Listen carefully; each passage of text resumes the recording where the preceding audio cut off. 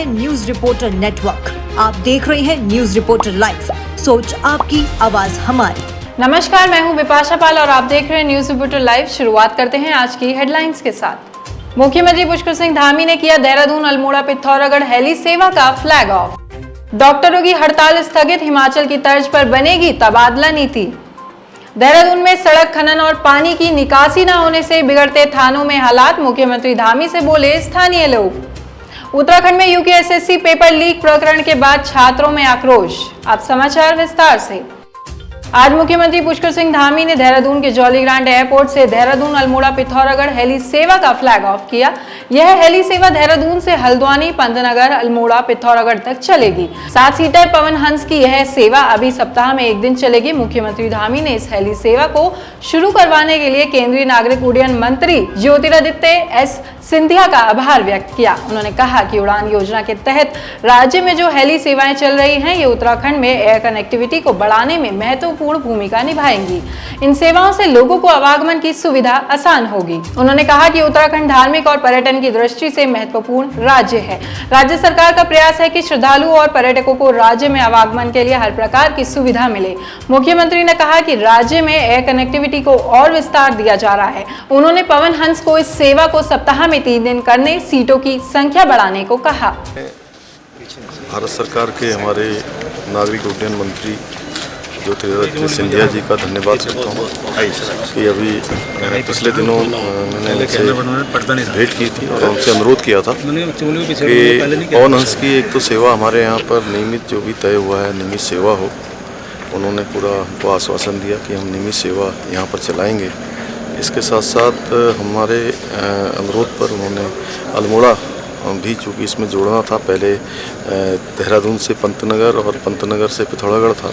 अब इस सेवा को देहरादून, पंतनगर, अल्मोड़ा और पिथौरागढ़ इस तरीके से किया जा रहा है। मैं इसके लिए उनका बहुत धन्यवाद करता हूँ। हमारे पवन हंस कंपनी का भी, वो जो काफ़ी समय से यहाँ पर सेवाएँ दे रही हैं, उनका भी मैं धन्यवाद और शुभकामनाएँ देता हूँ कि ये सेवा हमारे लिए उत्तराखंड के लिए एक मील का पत्थर साबित होगी। जहाँ लोगों को कई घंटों लग जाते हैं इस सफ़र में, यहाँ ये सेवा शुरू होने से 1 घंटे में पिथौरागढ़, अल्मोड़ा, पंतनगर जैसी दूर वाली जगह पर भी आसानी से की जाएगी और लोगों का जो सफ़र है वो आसान होगा। ये उड़ान सेवा में हमने और भी नए रूट फाइंड आउट किए हैं, नए हेलीपोर्ट्स बने हैं, उनको जल्दी ही चालू किया जाएगा। स्वास्थ्य मंत्री धन सिंह रावत के साथ हुई बैठक के बाद प्रांतीय चिकित्सा सेवा संघ ने काली पट्टी बांधकर किए जा रहे विरोध प्रदर्शन को समाप्त कर दिया है। स्वास्थ्य मंत्री ने आगामी 15 दिनों में सरकारी डॉक्टरों की सभी मांगों पर सकारात्मक कार्रवाई का आश्वासन दिया है।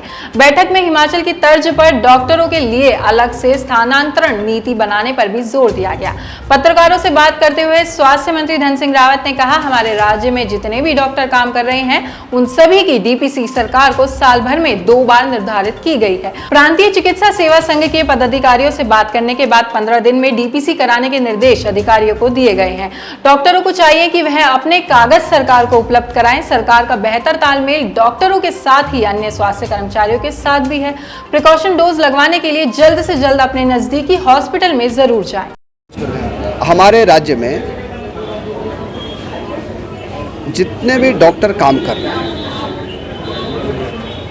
उनकी डीपीसी सरकार ने 2 बार निर्धारित कर दी है। और आज भी मैंने डॉक्टरों के साथ सुबह मीटिंग की है। 15 दिन में मैंने कहा कि फिर डॉक्टरों की डीपीसी की जाए, जो कि डीपीसी छूट गए हैं। लेकिन ये डॉक्टरों को भी तय करना है कि वो जो है डीपीसी के कागज़ पूरे जो है सरकार को सौंपेंगे, क्योंकि जब तक वो अपने कागज़ नहीं देंगे तो डीपीसी होगी कैसे।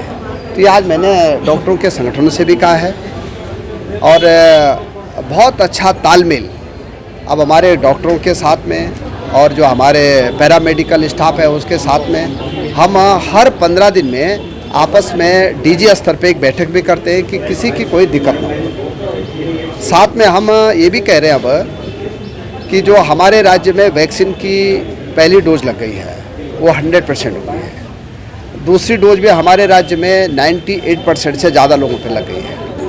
आजकल जो तीसरी डोज लग रही है, जिसको हम प्रिकॉशन डोज कहते हैं, वो अभी 20% लोगों पे हमारे राज्य में लगी है। 30 सितंबर तक ये निःशुल्क लगाई जाएगी मैं आपके माध्यम से सबको आह्वान करना चाहता हूं कि जल्दी से जल्दी लोग जो है अपनी प्रिकॉशन डोज लगाने के लिए अपने निकटतम हॉस्पिटल में जरूर जाएं। देहरादून में थानो मार्ग पर सौंग नदी पुल के पास बादल फटने और अत्यधिक बारिश से आई आपदा की एक बड़ी वजह सड़क परियोजना, खनन और ड्रेनेज सिस्टम का अतिक्रमण भी है। अगर नदी से पानी की निकासी के रास्ते पर अतिक्रमण ना होता और अवैज्ञानिक तरीके से सड़क निर्माण ना होता तो शायद थानो क्षेत्र में बारिश से इतने मुश्किल हालात नहीं बनते। गुरुवार रात थानो क्षेत्र के निरीक्षण पर आए मुख्यमंत्री पुष्कर सिंह धामी को वहां मौजूद लोगों ने ये बात कही।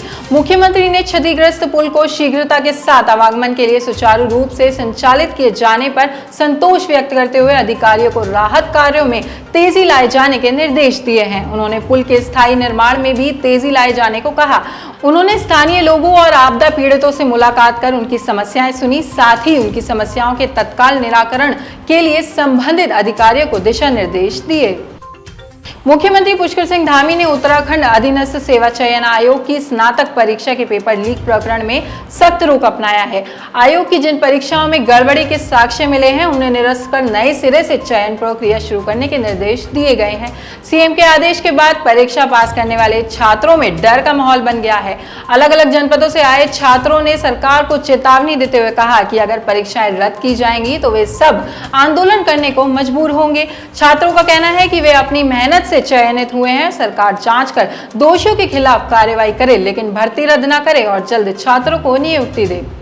अभी हमारा सिर्फ एक ही मुद्दा है कि हम कोर्ट में जाकर के कोर्ट से पहले, क्योंकि जनता को हम जनता ने, क्योंकि 170 विधायकों में से 30-35 विधायकों के हमारे पास लिखित पत्र हैं, तो इसका मतलब हमारे द्वारा चुने हुए प्रतिनिधि हमारा सपोर्ट कर रहे हैं। आज की डेट में अगर प्रतिनिधि हमारा सपोर्ट कर रहे हैं तो हम जाके प्रतिनिधियों के मुखिया हैं श्री धामी जी, हमारे मुख्यमंत्री जी, हम सीएम आवास जाकर के कूच करेंगे। जैसे ही हमें परमिशन मिल जाती है हम आयोग कार्यालय भी जाएंगे, मुख्यमंत्री आवास भी जाएंगे, सचिवालय भी जाएंगे सारे, और ये हमारी अभी एक रणनीति तय करेंगे और उसके बाद आगे की पूर्ण कोशिश, चाहे हमें इसमें भूख हड़ताल, आमरण अनशन पर बैठना पड़े और हम बैठेंगे। और अंतिम, जब तक मुख्यमंत्री जी ये रद्द की मांग वापस नहीं लेते हैं तब तक ये ऐसे ही ये लड़ाई जारी रहेगी और भविष्य में चाहे इस सरकार के कानों में जूं जब तक नहीं रहेंगी, जब तक अगर वो जूं चाहे एक दिन में रहेंगे या चाहे 1 महीने में रहेंगे, हम यहाँ से टस से मस नहीं होंगे।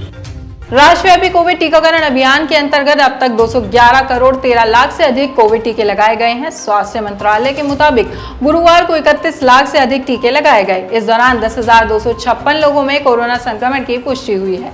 वर्तमान में 90,707 रोगियों का इलाज चल रहा है। कल 13,528 रोगी स्वस्थ हुए हैं। स्वस्थ होने की दर 98.61% है।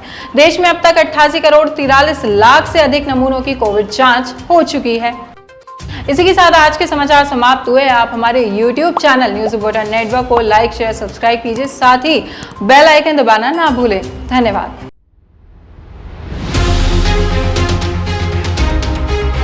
ये है न्यूज रिपोर्टर नेटवर्क। आप देख रहे हैं न्यूज रिपोर्टर लाइव। सोच आपकी, आवाज हमारी।